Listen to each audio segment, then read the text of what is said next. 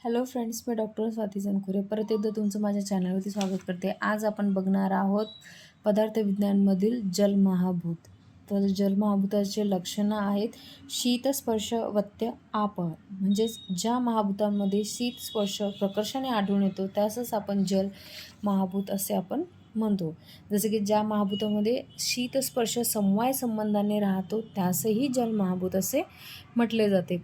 तर त्याचे प्रकार आहेत दोन प्रकारचे. त्याच्यामध्ये जलमध्येच नित्य आणि अनित्य. नित्यमध्ये परमाणु, कारणरूप, अनित्यमध्ये कार्यरूप आणि अनित्य.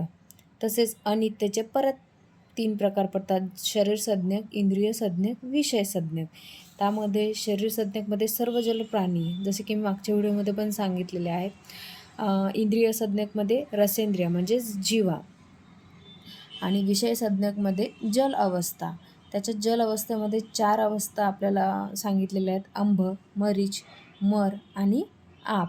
जलमहाभूताचे 2 प्रकार आहेत: परमाणु स्वरूप आणि नित्य कारणद्रव्य स्वरूप असेच. तसेच कार्य जलनुसार जलमहाभूताचे पुन्हा 3 प्रकार असे पडतात: आविष्कार, भौतिक अशी संस्था आढळून त्याच्यामध्ये येऊन जाते. शरीर संज्ञकमध्ये जल प्राण्यांचे शरीर हे आप्य असते. हे प्राणी अयोनिज प्रकाराने जन्म घेतात, म्हणूनच त्याला जलचर प्राण्यांचे शरीर संज्ञक असे म्हटले जाते. इंद्रिय संज्ञकमध्ये रसेंद्रिय म्हणजे जीवापासून जे जलमहाभूत तयार होतो. विषय संज्ञकमध्ये जल प्राणी जसे की अंब म्हणजे अंतरिक्षातून येणारे पाणी. मरीच म्हणजे वातावरणातील बाष्प स्वरूपात जे येते, जसे की उष्णतेने धारण करतो ते मरीची.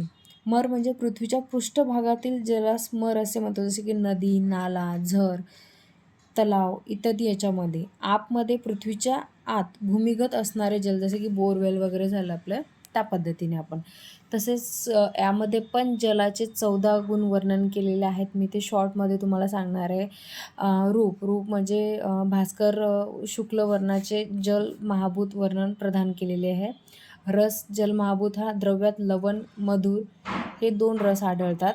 स्पर्श, याच्यामध्ये शीत स्पर्शात्मक सर्व द्रव्य जलाचा अंश असतो. द्रवत्व, जलीय द्रव्ये त्याच्यामध्ये असतात. स्नेह, हे अन्य परमाणु एकत्र बांधण्याचे कार्य जलमहाभूतामुळे घडून येते.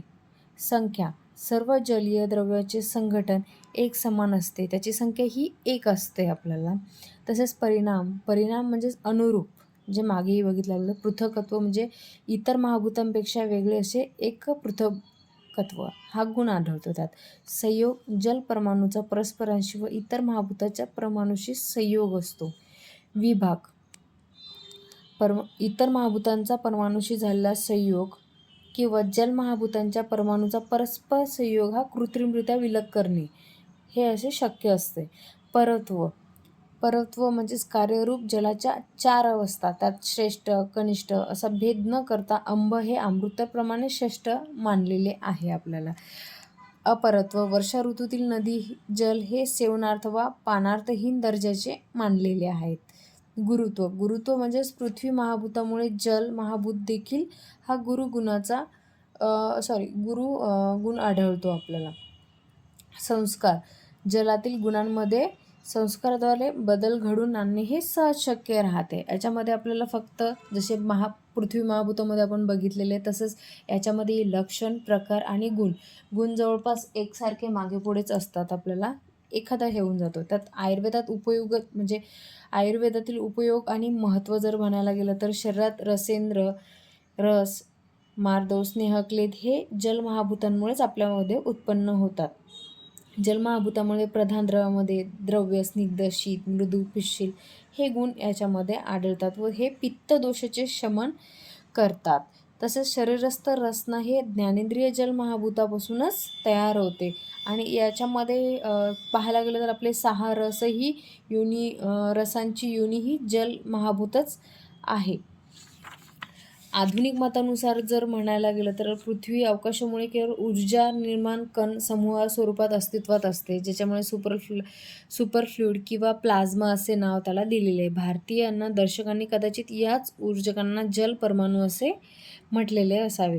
वैशेषिक दर्शनाने ज्याप्रमाणे रसेंद्रिय जलमहाभूताशी जोडला जातो, त्याचप्रमाणे आधुनिक शास्त्रातही ग्रहावर जल आहे हे प्राण्यांमध्ये रसेंद्रियात आढळून येते असे मत त्यांनी व्यक्त केलेले आहे. जसे की आधुनिक शास्त्रांचं म्हणणं आहे की लाईट एमिटिंग ग्रॅव्हिटेशनचा शोध अजून लागलेला नाही आहे, पण मात्र 2 जल परमाणू परस्परांकडे आकर्षित होण्याचा गुणधर्म हा आधुनिक मतांनी मान्य केलेला आहे. तर यामध्ये एवढेच पॉईंट आहेत. तर एक्झामसाठी फक्त MCQs प्लस SAQसाठी हे क्वेश्चन्स येऊ शकतात. Thank you friends.